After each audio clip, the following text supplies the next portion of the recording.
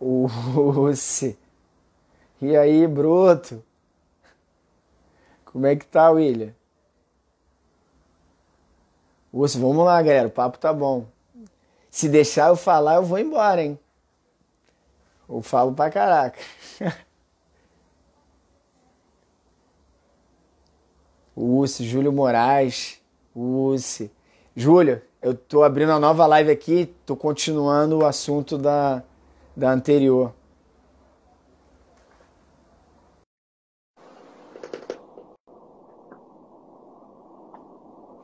Uce, grande. Vamos. Foi boa essa, hein? Tô te atrapalhando aí não, né? Não, jamais. Aprendendo sempre. Então, a que eu tava falando, então assim, priorizar né, como eu penso. Então, eu primeiro eu distribuo os sistemas energéticos, porque esse sistemas energético foi na live que eu fiz com a Guilherme, né, o pessoal da Vila da Penha, da GF Team, quinta-feira. E aí a gente estava conversando e eu comentei sobre isso, né? É importante quando eu trabalho, a forma que o meu organismo vai utilizar o substrato energético, isso induz, tá, o restante do organismo a produzir determinados hormônios, a se comportar de uma certa maneira. Eu entendi, tá? Não estou falando que isso é verdade absoluta, só para deixar isso claro, falando a forma como eu penso. Eu entendi que esse sistema energético, quando eu trabalho, eu vou carregar, ele seria a chave mestra para carregar os outros sistemas. Então, através de sistemas energéticos, eu consigo potencializar o coração, a circulação, a utilização de gordura. Então, assim, quando eu falo de utilização de gordura, eu estou falando de uma série de hormônios que vão fazer isso. A utilização da glicose, tanto dentro da musculatura quanto fora da musculatura. Aí a gente já está falando até de diabetes, né? Que é a potencializar a ação da insulina, entre outras coisas. Adrenalina. Então, eu entendi que através dos sistemas energéticos, eu consigo arrastar os outros sistemas. Aí, a partir daí, que quando eu percebo que aquele treinamento vai conseguir causar as adaptações que eu quero, tá? E algumas são bem importantes, principalmente, tá? Em potencializar a ação de algumas estruturas dentro da célula muscular para utilizar energia, tanto o oxigênio quanto a glicose, né? Isso é muito importante.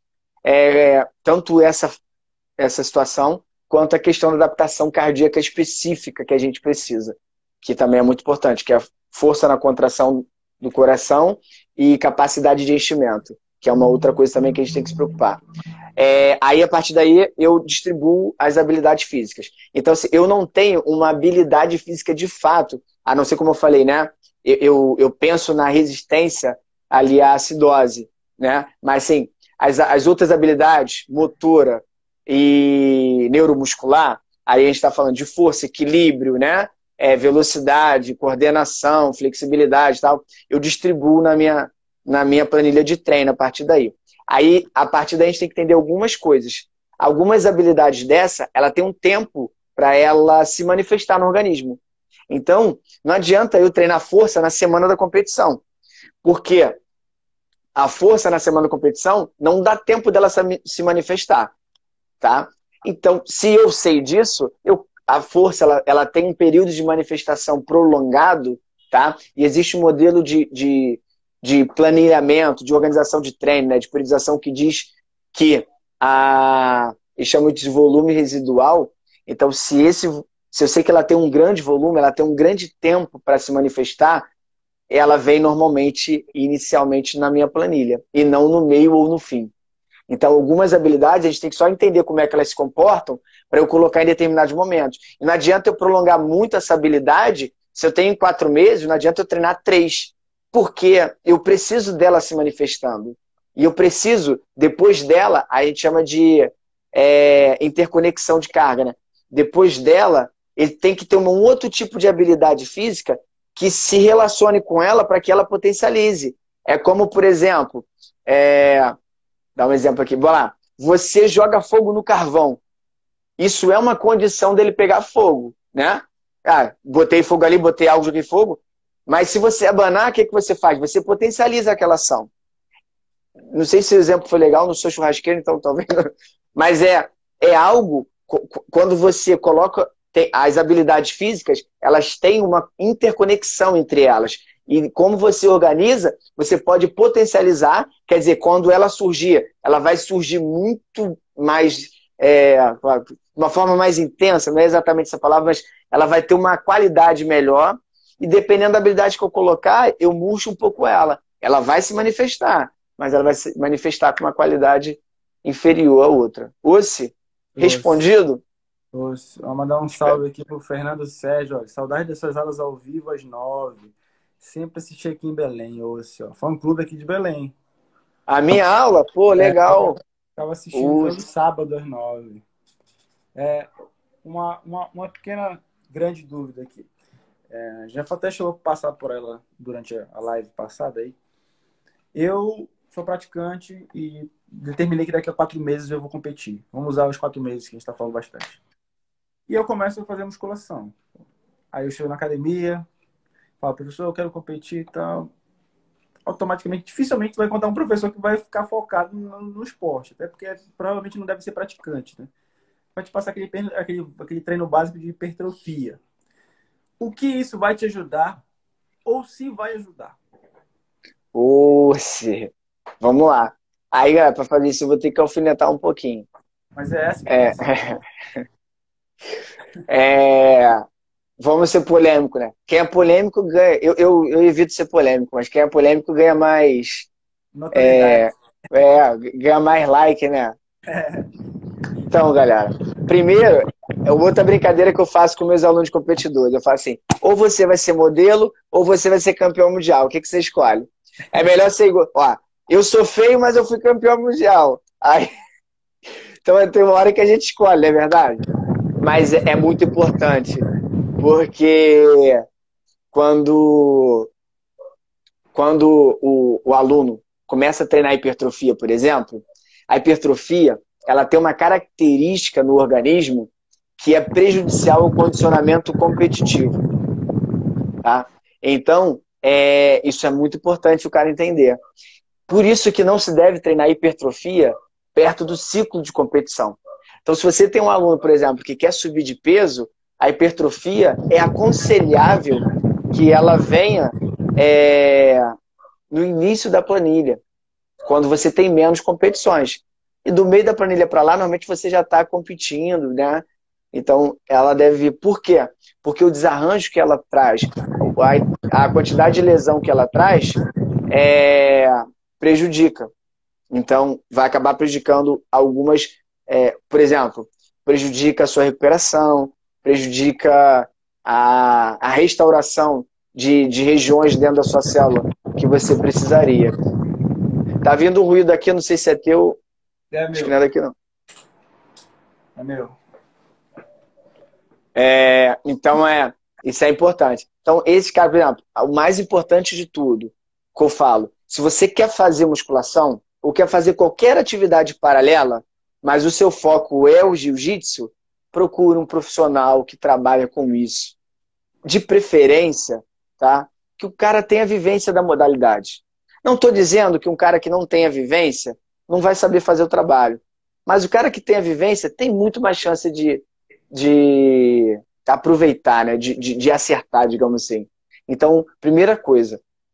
Por que eu falo isso? Porque quando a gente treina alguém, parte física ou de jiu-jitsu, a parte psicológica é muito importante. Então, só de conversar com o nosso aluno, a gente sabe como é que ele está. Você sabe, imagina, se eu não tenho condições de entender de fato o que é o meu aluno perto de uma competição, quais as características que ele pode trazer, ficar mais inibido, ou ficar mais tagarela, ou ficar mais eufórico, ou ficar mais tímido, ficar mais medroso, ficar mais corajoso. Cada pessoa vai se... E você tem que saber ler o teu atleta.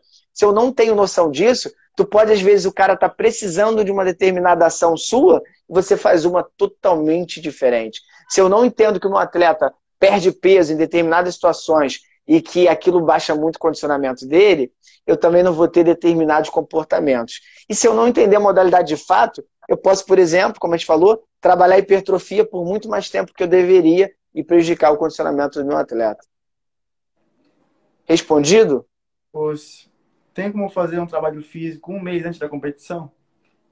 Acho que ele está se referindo ao tema, né, de musculação, hipertrofia. Não, Júlio, competidor. É, então, Júlio, cara, eu costumo dizer assim, é melhor o feito do que o não feito, né? Mas um mês é muito pouco. Sabe por quê? Quanto menos tempo você tem, tá? É, mais chance de lesão você vai ter. Porque a tendência natural é se intensificar muito para que dê tempo de ter resultado. É agora que é importante. Nesse um mês que você tem, lembra que eu falei que tem algumas habilidades físicas que demoram a se manifestar? Nesse um mês que você tem, se você trabalhar uma habilidade que precisa de tempo para se manifestar, jogou um mês fora. Porque ela vai se manifestar depois que você passar da competição. Então, cara, tem como? Tem. Então, assim, se o cara chega para mim e fala, ó, eu tenho um mês, primeira coisa que eu falar para ele, pô, cara, assim, primeira coisa que você tem que entender é que não tem como a gente fazer um trabalho de excelência. A gente precisaria de tempo para evitar lesão, para N coisas, né? Segunda coisa, a gente, para esse tempo, se você realmente quer isso aí, é o objetivo da vida dele, a gente vai ter que ser muito intenso, então a gente vai beirar, tá? Vai ficar na risca ali no limite do seu estresse, isso pode trazer alguns desconfortos e eu preciso saber de tudo, porque qualquer coisa eu tenho que parar, diminuir, reorganizar.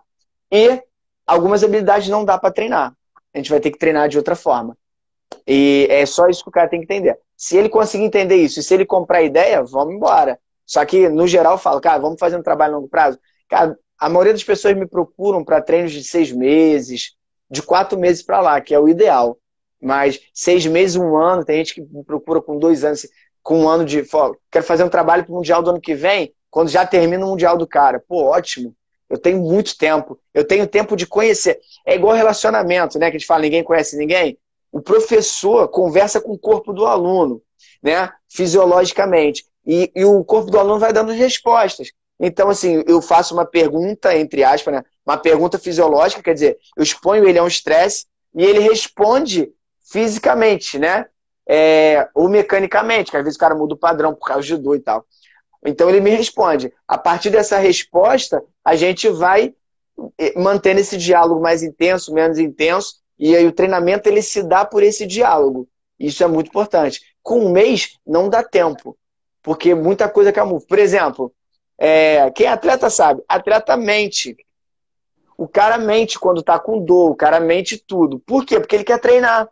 Não é mentir porque ele é ruim, mas que ele quer treinar. Então, com o tempo, a gente já conhece. Tu sabe quando o cara tá querendo te enganar para poder treinar mais e tudo. E aí esse diálogo ele fica mais sincero.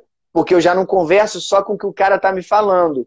Eu já converso com outras situações. Eu já consigo pescar outras coisas nos treinamentos dele na competição. Então, perguntam aqui. Professor, eu comecei com 36 anos, treino há 1 ano e 10 meses, né, ininterruptos. Ganhei tudo que disputei de Master. Estou me preparando para disputar no campeonato no adulto, sabendo que é duro. Dentro do meu limite. É o desafio pessoal. Ele completou, ele só... Não, só falou. Não foi uma pergunta, né? Parece-me que foi, mas... Não sei se você perguntou se é o ideal, né? Lutar no adulto. Mas, por exemplo, se você tem dúvida se lutar no adulto é o ideal, eu costumo dizer assim, primeiro você tem que saber o quanto que isso é realmente importante para você, tá? E se isso não for importante para você, se não é de fato importante para você, de repente é bom repensar. Porque para competir no adulto, você vai ter que se reorganizar de alguma forma. Lembra que eu tenho que treinar na necessidade da categoria. Então, algumas coisas podem fugir totalmente do padrão que você tem que treinar para o Master. E aí, de repente, você sacrifica algumas coisas ou, né, o teu corpo já está adaptado para um determinado tipo de característica e quando você muda, você se lesiona. Então, você também tem que Tem que estar pensando nisso. Então, só cuidado com isso aí. Realmente analisa se isso vai ser bom, tá? Ou se isso não, tipo assim, é só uma vontade que deu. Porque existe diferença entre vontade, né, e objetivo, tá? Se for vontade, você tem que analisar. Se for objetivo, realmente é um objetivo, é teu sonho, você quer aquilo ali, aquilo vai ser bom para você, então a gente tem que se organizar para chegar lá. Agora, se for só uma vontade, vontade daí passa, tá? Então, e às vezes, se você sucumbir a essa vontade, você pode ter prejuízo no seu objetivo principal. Osse? Nossa. Um abraço do Chile. Bom, galera, pode interagir à vontade, galera. Não tem problema. Mas Osse. vamos continuar. Vamos sair um pouco da linha do competidor aqui e voltar para o lado mais educacional do esporte. Vamos lá. Eu trabalho num projeto social, sou presidente de projeto social, a gente trabalha o jiu-jitsu como ferramenta educacional aqui. Inclusive, é uma potente ferramenta educacional. Ao seu ver, o que a gente pode começar a traçar para que, de fato, o jiu-jitsu seja uma disciplina, uma matéria escolar, enfim, nas escolas públicas. Matéria escolar importante, vamos lá. Primeiro, assim, para que o jiu-jitsu entre na escola, os professores têm que se capacitar bem, porque o fato de dar aula não te faz um professor qualificado, né? Dar aula é uma coisa, ser um professor qualificado é outra totalmente diferente. Então, acredito que se a maioria do mundo do jiu-jitsu hoje quer dar aula dentro de uma escola, tem que se qualificar para um mercado que é totalmente diferente do mercado que, de repente, ele atua. Porque, como você falou, o jiu-jitsu, como um caráter educacional, ele não vai, de repente, caminhar um caráter competitivo. Por quê? Porque a competição é totalmente exclusiva, tá? Ela exclui, porque ela tira, né? Ela tira o melhor, digamos assim. E, de repente, na realidade que você está trabalhando, isso não é legal para a cabeça daquelas crianças. Porque ele já tem Então, outras exclusões, né? Da sociedade, enfim. Isso aí. Você, às vezes, vai aumentar uma exclusão para ele. E pode ser determinante, porque, de repente, mesmo que a criança não pense, mas intuitivamente o adolescente pode estar indo lá como a última chance. E aí a última chance dele você acabou prejudicando. Então, o jiu-jitsu, nesse caso, ele tem que ter outras ferramentas. E aí tem que ser a questão holística mesmo. Eu tenho que trabalhar a aula visualizando social, psicológico, emocional, né? Esse social, né, que é a interação do aluno com ele mesmo e com o meio que ele vive. Já foge muita coisa. Então, quem dá aula de jiu-jitsu educacional, tá? Ele tem que entender que vai ter muitas vezes que a última coisa que vai acontecer na aula é jiu-jitsu de fato. Eu demorei bastante para entender isso. Demorei bastante. Foi uma pode guerra ser. Pra mim. É complicado, né? Então, às vezes, eu vejo vários professores falando assim: eu quero que o jiu-jitsu entre na escola. Beleza, mas você realmente está capacitado para fazer esse trabalho que a escola vai exigir? Nem vai exigir, porque dependendo do local nem exige, mas que necessita. Então, como eu falei, quem dá aula do jiu-jitsu educacional, muitas vezes, a última coisa que vai estar praticando é o jiu-jitsu que a gente conhece, que é o jiu-jitsu técnica, efetividade. Agora, pode ser que eu tenha que ensinar uma técnica e essa técnica eu fazer várias correlações com a sociedade, com a parte psicológica, com a parte emocional, de interação do aluno, e não necessariamente com a eficiência. Não é que eu não me preocupe, mas ele saber fazer um armlock perfeito é muito menos interessante do que ele ser um cidadão de bem no jiu-jitsu social. Conviver em harmonia com seus colegas. Sim. Ter uma atividade física constante. Todos esses fatores aí que realmente o jiu-jitsu acaba sendo a última coisa, na maioria das vezes, para ser empregado numa aula, né? Sim. E essa característica é muito interessante, porque às vezes, como eu falei, você vai olhar para uma aula que de repente você organizou tua semana perfeita, tecnicamente e tal, vai chegar na aula e falar: caraca, aconteceu um fato e aquele fato chegou para você ali, você vai mudar toda a sua semana, não focada na parte técnica, mas focada em atividades de interação entre eles, para que aquilo ali sirva para a vida. Mas, assim, no geral, apesar de eu ser extremamente competidor, mas eu carrego uma frase para mim, para minha vida. O máximo de radicalidade comigo e o máximo de compaixão com o outro, né? Então, assim, eu tenho radicalidade comigo como competidor, porque eu gosto. Mas eu sei que 90 e poucos por cento do meu aluno não são competidores, tá? Então, o que eu peço para eles, tá, é que eles... Tá saindo som para vocês? Baixou um pouco, voltou. É porque tocou aqui. Então, assim, o que eu peço para os meus alunos é que eles treinem para a saúde. Então, tem fases que eles têm que treinar mais por questão de saúde, que aí a gente está pensando em uma outra característica. Mas, assim, então, eu falo para os meus alunos que o jiu-jitsu ele é ferramenta para muitas coisas. Por exemplo, você aprender de uma forma micro, você passa uma dificuldade na aula, de uma interação dos seus alunos, tá? E essa dificuldade vai levar ele a ter um determinado comportamento. E esse comportamento depois vai se refletir na sociedade, de forma macro. Por exemplo, você tem um aluno que ele é muito tímido, ou ele é uma criança que ele não consegue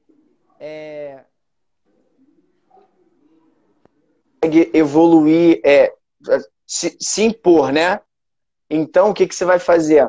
Você vai colocar atividades em que ele vai vencer pequenas barreiras e o cérebro dele automaticamente vai entender que ele consegue vencer barreiras maiores.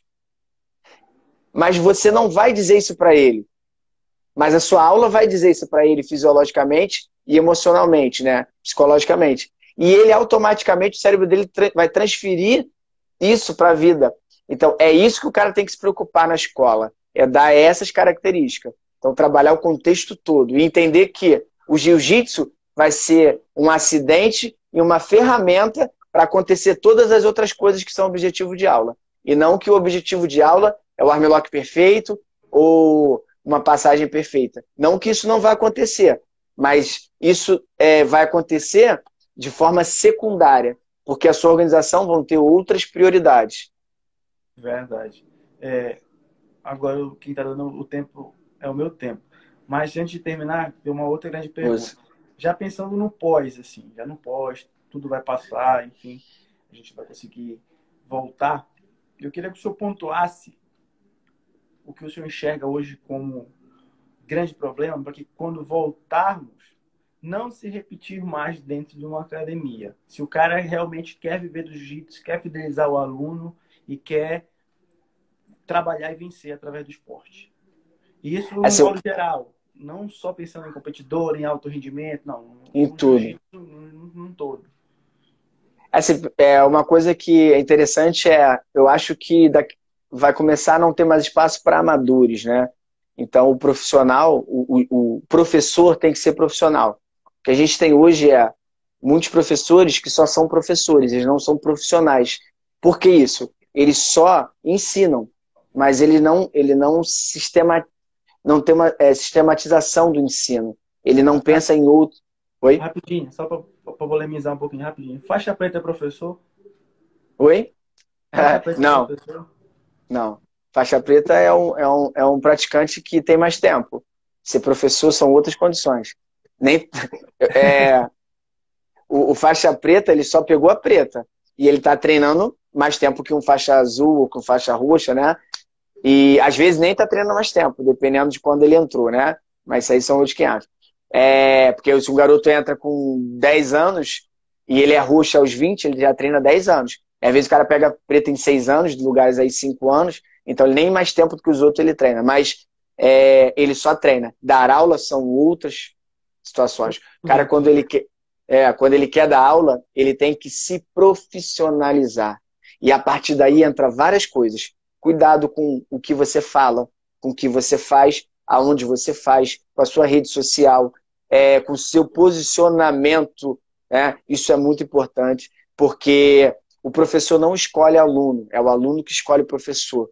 né? O mestre Baraúna fala muito isso. Então, o aluno vai me escolher. Eu não escolho aluno. E quando ele está ali na aula, eu tenho que colocar o meu conhecimento da melhor forma para aquela pessoa. Então, isso também é muito importante. O professor, ele tem que procurar evoluir sempre, cursos, ter a aula sistematizada. E outra coisa, uma coisa que aí, puxando para o meu lado, não adianta só o cara saber técnica.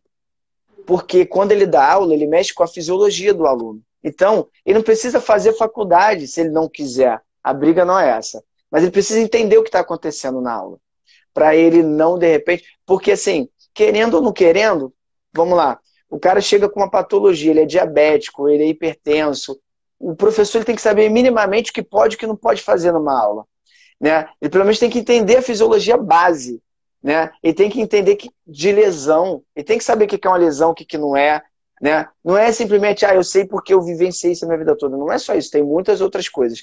Para ele poder oferecer o melhor serviço para o aluno dele. Tá? E outra coisa, ele tem que ter um planejamento. O cara vai chegar na tua academia, tu não tem que chegar para ele só e falar assim, você vai saber 300 técnicas daqui a 5, 6 anos. Estou chutando. Não, você tem que falar para ele, a gente vai treinar dessa forma, porque aqui eu vou melhorar isso aqui eu vou treinar. Professor, por que eu não posso treinar direto sem parar, chutando? Porque senão você cansa. Não, existe um porquê. Ele tem que saber, faz parte da aula dele. Professor, por que você escolheu 1,5 minutos de descanso? Professor, por que você escolheu 5 minutos de descanso? Professor, por que eu tenho que descansar 10 minutos? O professor, minimamente, ele tem que saber essa resposta. Por quê? Porque é a aula dele. Porque é ele que escolhe, não é o aluno, é ele que escolhe o tempo de luta, o tempo de descanso, de intervalo, é ele que escolhe a intensidade, é ele que escolhe o tipo de aquecimento, é ele que escolhe a organização do treino. Se ele não sabe por que ele está escolhendo isso e o que isso vai causar no organismo do aluno, ele só está repetindo. Ele está sendo amador, ele não está sendo... Entendeu? A questão do profissionalismo é muito importante. Então, pós-pandemia, eu acho que o profissionalismo vai ser muito importante. Outra coisa algumas coisas que muitos lugares faziam, tá? Era kimono sujo, pisar de tênis em cima do tatame. Isso acabou, não tem mais vez para isso. Tá? O cara tem que ter um mínimo de higiene, o que muitos lugares não tinham. Né? Então tem que ter. Tinha cara que eu já vi lugares se gabando que o kimono estava sujo há 2 semanas. Isso aí não cabe. E olha que minha cabeça é grande, mas não cabe na minha cabeça. E então, isso acabou. Essas coisas que realmente acabou de fato, né? Porque, como você falou, não vai ter espaço para amador, o negócio vai ser sério, a volta vai ser seleta, as coisas vão ser bem complexas a priori, né? Pela questão toda que a gente já viu que está acontecendo. Uma outra grande dúvida. O cara só aprende pegando amasso? São perguntas que eu já ouvi por aqui, falas que eu já ouvi também. Então, a questão do amasso, você fala o que apanha no treino? Eu vou pegar a mesma finalização 30 vezes e o meu professor não me ensinou a defender. Tá. Então, eu não sou muito a favor do respeito não, né? Do aluno seguir o professor pelo medo, né? Da imposição. Tanto que uma das etapas do meu exame é treinar comigo um determinado tempo. Então, quem vai para a faixa azul, que é branca... 5 horas, 6 horas, né? Ele tem que treinar 30 minutos direto. Nesses 30 minutos, eu não finalizo faixa branca. Mas depois eu pergunto para ele, quantas vezes eu te finalizei? Ele vai falar nenhuma. Aí eu falo assim, mas quantas vezes eu tive a oportunidade de finalizar? Muitas, professor. Então, o que eu falo é exatamente isso. Para que o seu aluno te respeite, ou para que o menos graduado te respeite, você não precisa ganhar dele. Você não precisa mostrar que você é mais forte. Ele tem que te seguir por respeito e admiração, e não por medo. Eu gosto daquele cara porque ele me amassa. Não existe isso. Ele tem que seguir por admiração. Isso é muito importante. E outra coisa, quando a gente fala que o tomar amasso é importante para a evolução, na verdade não é necessariamente o apanhar, né? É porque o sufoco dentro do treino te coloca em condições emocionais que você tem que Primeiro, aprender a controlar sua emoção para pensar. Então, isso é um aprendizado jiu-jitsu que vai para a vida. Você aprender a pensar no caos. Isso é muito importante. E outra é tentar criar estratégias, tá? Ou de suportar, ou de qual a posição que eu me mexo agora que vai dar menos espaço para o meu adversário. É diferente de qual posição que eu faço que eu ganho. Qual a posição que eu faço que eu sofro menos. Aí agora, qual a posição que eu faço que eu sofro menos. Isso é habilidade tática, né? É equilíbrio emocional, né? Inteligência emocional de luta. E isso você só vai realmente trabalhar realmente tomando sufoco. Aí, mas não ter que apanhar do professor ter que esconder técnica porque vai querer te ganhar sempre. Pelo contrário, todo mundo que treina comigo sabe. Cara, um aluno me ganhar, ele realmente me ganhou, porque eu não vou dar mole para o meu aluno me ganhar. E eu vou ficar feliz, não porque eu perdi, mas, pô, se o meu aluno, o cara que eu estou ensinando desde o começo, conseguiu pensar além do que eu pensei, é sinal que, de alguma forma, eu tenho participação nisso. O cara está conseguindo evoluir, ele está conseguindo pensar, pegar o que eu ensinei e acrescentar. Isso é perfeito. E a coisa natural da vida, tá? É quem vem depois ter mais bagagem se o professor parar, né? Por isso que é bom a gente estar... E quando o senhor se refere à vitória ou derrota no treino, o senhor está se referindo à vitória em relação à conquista, né? A Sim. conquista, o conhecimento, né? Tem gente que entende, ganhei no treino. Treino é treino, não é vitória de nada, é apenas uma conquista naquele momento ali, sinal que você evoluiu. Essa questão da vaidade é uma das coisas também que eu vejo muito e muito me preocupa, porque acaba frustrando muita gente, frustrando muita gente. Você está um caso aqui de um treinamento que numa academia que eu treinei, chegou um rapazinho, faixa branca. Aí, primeiro dia de treino, botaram o cara para fazer rolamento, em cima de rolamento. Beleza. Aí, segundo dia, o menino não veio. Falei, deve ter gostado, lógico, né? Só rolamento, só rolamento. Aí não teve interação, deixaram o menino separado, não dialogou, não apresentaram, enfim. Cara, terceiro dia chegou uma mensagem no grupo. O cara se suicidou. Caraca. Aquela tentativa dele de começar o esporte era uma forma dele se salvar. Não estou jogando a culpa dizendo, mas talvez se ele tivesse tido uma orientação, um diálogo, aquilo ali pudesse ter salvado a vida dele. Sim. Essas ferramentas são importantes no esporte, né? Elas transcendem esse lado da vaidade, da porradaria, do coisa. Essa é a Com parte certeza. legal do esporte. É muito mais, existe muito mais coisas que o esporte pode nos dar quando a gente olha ele de forma profissional do que só a parte técnica, né? E, por exemplo, eu tenho alunos que saíram de depressão com jiu-jitsu, e assim, quando a gente consegue visualizar isso, né? E, cara, a tensão é fantástica. O professor sentado lá do aluno, conversar um pouco. Tem dia que o cara não vai treinar. Ó, cara, eu vou te falar, eu particularmente, quem me acompanha sabe, eu sou maluco por planejar aula. Eu adoro planejar, ter tudo organizado, assim. Eu amo isso. O caderno tá cheio, né? Tem um caderno Tá, cheio, já o ano todo, né? tem. E o que acontece? Só que às vezes, cara, o professor tem que ter esse feeling. Tu viu o aluno mais ou menos, aí ele vai treinar, não, fica nessa aqui. Ah, mas eu vou, não, vamos conversar. E aí, como é que tá? Pô, como é que tá a técnica? Tá aprendendo? A gente começa, porque na verdade, você não tá fazendo um favor para ele, não. Você simplesmente tá sendo professor. Verdade. É sua função deixar o cara falar. E às vezes, cara, ele sabe, vai se abrir contigo, porque ele não vai falar com mais ninguém. E aquilo vai ser o suficiente para sair o nó da garganta. E é fundamental essa função do professor. É verdade. Rapidinho, então a galera perguntando aqui. Primeiro mandar um salve pro... Cadê o...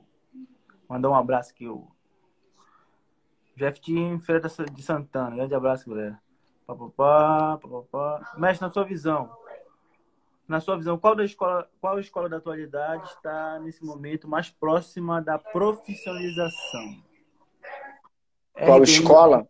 qual escola da atualidade está mais próxima da profissionalização? Beleza. Então vamos lá.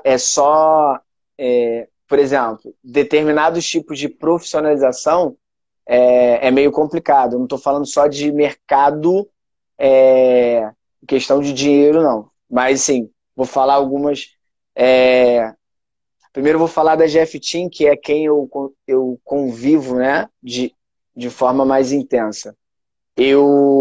A GF Team é uma equipe que começou de um jeito, de repente ela teve uma expansão muito rápida, e aí quando o mestre Júlio viu essa grandeza, aí ele falou assim, tenho que organizar. Então o que, que a gente está fazendo? A gente está pensando em organizar algo que já está alastrado, né? Está muito grande e algumas culturas já se enraizaram, e aí a gente vai aos poucos. É diferente, tá? Até porque a ideia não é se organizar e excluir. Na verdade, é tentar se adaptar com o que tem e incluindo, né? Buscar um Permitir padrão, né? Buscar um... isso e não excluir. Agora, a gente tem equipes que elas nasceram já se organizando, elas já nasceram para ser empresa, tá? E por isso elas têm algumas características hoje que permitem elas coisas que outras academias não têm. Porque a forma como ela nasceu estruturada para aquilo ali já. E a gente não. A gente nasceu com uma equipe, estava dando aula e começou a crescer, e o jiu-jitsu é de alta qualidade e foi crescendo, e chegou um momento que, opa, não houve a estrutura empresa, né? Instituição. Houve a estrutura jiu-jitsu, conteúdo. E aí agora a gente está querendo que a estrutura, empresa, instituição, ela alcance o gabarito do que a gente tem de jiu-jitsu. Beleza? Então a gente ainda está alguns passos atrás, mas está evoluindo muito. Muitas coisas boas estão vindo aí, tá? E eu posso dizer que a gente está trabalhando incansavelmente para que essas coisas aconteçam. Tem dia que a gente está debatendo de madrugada no grupo de coordenação e tudo. Agora, a gente tem outras academias, como a Gracie Barra, como a Aliança, que são academias que elas tinham uma estrutura e logo inicialmente elas cresceram, já pegaram uma estrutura. Quando o jiu-jitsu começou a expandir, elas se expandiram junto para o mundo, né? Já para enraizar, já tiveram a visão de colocar alunos para dar aula em determinados países, já deram suporte para esses alunos, já conseguiu investir como empresa no atleta. É diferente, porque eles cresceram com essa visão, tá? Então, hoje, em termos de estrutura, tá? A gente tem a Aliança e a Gracie Barra com uma estrutura, porque eles nasceram, não nasceram, mas digamos assim, eles se adaptaram muito rápido a isso, ou viram isso muito rápido e conseguiram jogar a empresa no mesmo patamar do jiu-jitsu que eles estavam apresentando. E isso é muito importante a gente imaginar. Tem outras academias que estão vindo, né? E estão querendo se organizar. Mas isso é legal, porque para a gente entender o cenário, né? Mas a GFT, a gente tem um curso de formação que nenhuma academia, nenhuma equipe, mesmo as mais estruturadas, tem um curso como a gente tem, com a visão que a gente tem, com a variedade de temas que a gente tem. Então a gente tem esse curso. A gente tem outros cursos paralelos dentro da GFT também que podem ajudar os atletas, mas assim, os professores. E a gente está vindo com outras situações aí que cada vez mais vão alcançar os professores e os atletas. Profissionalizando mais ainda, né? O Júlio fala aqui, quem quer ganhar treino o tempo todo, deixa de aprender, na minha opinião. Verdade. Meu foco não é absoluto. Treinar com companheiros mais pesados pode ser prejudicial? Não. Não e sim. Vamos lá. Lúcio, vou dar meu exemplo só para você entender que fica mais fácil aqui. Eu tenho 60 quilos, então normalmente, tá? Eu treino com algumas pessoas mais pesadas, mas determinados atletas que são pesados e eles são inconsequentes treinando, tá? Não é que o cara é maldoso, às vezes ele é inconsequente. E eu evito, porque eu sei que eu vou me machucar, né? É verdade, é comum. Muito comum. Então, isso você tem que ter esse feeling, né? Então, assim, se você percebe que um cara é muito forte e ele é inconsequente treinando, é bom evitar para não se machucar. O que seria inconsequente? Às vezes o cara vai para cima de qualquer jeito, dá uns giros malucos no meio do treino, que ele sendo mais pesado, ele vai girar, ele vai te levar mesmo você não querendo. Você vai se machucar. Ou vai nas chaves muito forte. Então, assim, cara, imagina um cara de 100 quilos, pesado. e eu 60. De repente ele vai no americano e gira com muita velocidade, vai quebrar meu braço. Então, assim, porque não vai dar tempo de bater. Porque determinadas angulações, a gente não tem musculatura para disputar força com a outra. E a americana ainda tem a mecânica, né? A alavanca que faz o giro do tronco, que deixa ela muito mais potencializada, a Kimura, né? Então, é bom a gente pensar nisso. Agora, se você tem um cara pesado que treina bem, cara, tem caras pesados de 100 e poucos quilos que treinam muito bem. E eles são fundamentais na minha preparação, porque com eles eu vou fazer muita força. Isso é legal. Então, assim, quando eu estou na fase de força, eu vou treinar com esses caras fazendo muita força. E isso é ótimo para minha adaptação de força. Quando eu preciso de velocidade, eu tenho que treinar com um cara mais leve. Por quê? Porque esse cara vai dar giro de velocidade comigo. Então, isso é muito importante você ter em mente. Então, assim, se você sabe que o cara é inconsequente, não treina. Vai se machucar, é fato. Ele tem que aprender a treinar. Os dois vão se machucar uma hora. Uma hora. E isso é complicado. Então, assim, só ter essa noção. Tem caras que realmente eu evito de treinar, é fato. Porque eu sei que o cara vai me machucar. E assim, é sem maldade. Depois o cara vai falar desculpa. E realmente tá de coração pedir desculpa. Só que já aconteceu. Imagina, na semana de um Mundial, ou no mês de um Mundial, quebrar um braço por uma inconsequência. Eu vou perdoar o cara. Só que eu vou ficar muito bolado. Porque foi inconsequência. Entendeu a diferença? Mas claro que eu vou perdoar. Porque eu sei que o cara não é maldoso. Mas isso aí tem que evitar certas coisas. Já aconteceu, por exemplo, de eu estar treinando e vim numa aula que não é minha, né? Os meus alunos, eu sei, assim, mas... E eles já sabem, eu converso muito sobre isso. Mas de vir pessoa para treinar comigo no meio de competição, falar assim, pô, cara, me desculpa, mas eu não vou treinar contigo, não. Eu tô treinando com a galera mais do meu peso, beleza? E a pessoa fica chateada. E depois eu vou lá e explico. Quando termino o treino, eu falo, pô, por causa disso. E a pessoa ainda fica chateada. Mas é um direito que me assiste. Porque eu sei que o cara é inconsequente, ele é bruto. E vai acabar machucando. E às vezes, cara, assim, por às vezes é um menos graduado, eu sou faixa preta. O cara acha que bater em faixa preta é tudo na vida. E, pô, pelo contrário, eu sou fraquinho, magrinho. Que graça tem bater em mim, entendeu? E então o cara tem que ter essa visão, a consciência. Para finalizar aqui, aproveitar o gancho do Júlio que participou, agradecer a todo mundo que participou aí. Obrigado, galera. Um agradecimento também ao senhor, sabe que tem maior respeito, carinho e admiração. Fiz um curso no ano passado e foi um dos professores que me fez assim, dar um estalo de 100 anos na minha vida profissional, educacional, e eu sou eternamente grato por isso. Mas aproveitando para a fala do Júlio aqui, quem não acompanha o profissionalismo vai ficar para trás. Eu queria que você aproveitasse para deixar o seu recado e fazer o merchan, tanto do método 7, do seu curso de alto rendimento, do nosso curso da GFT no final do ano, e convidar a galera para participar e sempre ficar atento às suas postagens, que são muitos assuntos altamente relevantes ao esporte. Obrigado. Queria agradecer, galera, em relação ao curso, né?